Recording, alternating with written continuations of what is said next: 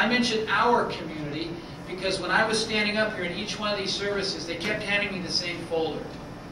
And you can't stand in front of this body of believers who are in love with the community without keep looking at the face of Justine Nakabuga. I had 6 children up to that time. As a World Vision staff, I've seen what happens numerous times to children in this program. My wife had said, that's enough. And she's the compassionate one in the relationship. So you can imagine the conversation that happened when, after the 3rd service, I said, okay, we'll take Justine. And we've been thrilled. Justine's a member of our family. We write regularly to Justine. We're excited about her growth. So allow me now at this point in the program, in a sense, to be totally transparent, full disclosure. This is the first time we've ever done this. I'm not talking about the work of transitioning a community. Increasingly, we're doing that all the time. The ADP, or Area Development Program, started about 21 years ago. So we're seeing a number of communities turn and be self-supporting, sustaining, the very thing that you and I have been praying about. But we've never had a community, this is the first, which is so connected in terms of large sponsorship within a single community. So in a way, some of the communications and the way we're doing this is a first. This is a first. It's what we call block sponsorship, because it's a block of children in a region in which a church is connected to. Usually when we do sponsorship, it's through ads, and radio, television, an Artist Associate Conference, Third Day, Casting Crowns, etc. And so sponsors come from all over the place. So the communication to them is individual. Well, this is the first of many, because many churches now are doing block sponsorships. So I don't find it unusual. We come back to you as we find you are cutting a trail again.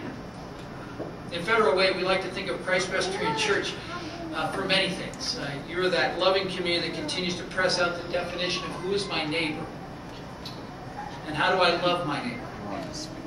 You're the community that has a pastor who moonlights as a World Vision board member and still thinks of himself as a World Vision community development field worker. You're the farm team for some of World Vision's greatest employees. Barry Swindon, John Good, Susan Schmidt, Susan Holmes, Gordon Nast, Cheryl Jerison, Paul Shiamba. I was just kidding, Paul Shiamba.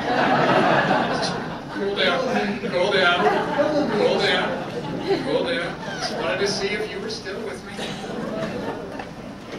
You're also one of the first churches that's ever sponsored together. You just need to know that. In fact, when we started doing this, this was really the first and last church we would do this with. Then I came on board and recognized the need of a community to be together around a certain community in Africa, or wherever we are. That there was a beauty in us sitting together in worship and actually comparing kids' pictures. It's been killing our systems, because our systems don't operate this way. They are made for one-on-one kinds of relational connections. They're not made for this large mass getting involved with a large mass.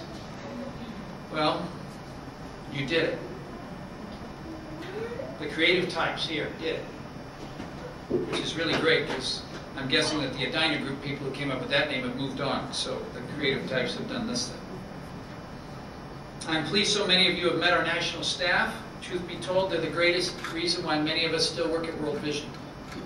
I've heard many of you who have told me that the bedrock of your trust in what we're doing is because of the staff that you see in the field. And this is critical, because now the empowerment of this program is on their shoulders to press out in the last 2.5 years to make sure that we really are prepared and ready to be able to leave in good fashion.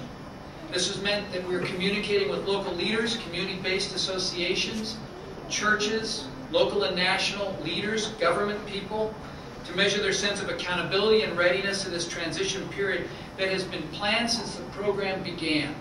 In the same way that when you had children, if you've had children, you began to think about what will this be like when at 18 to 20, 25 to 30, they actually move out and take on a... Yeah, I know.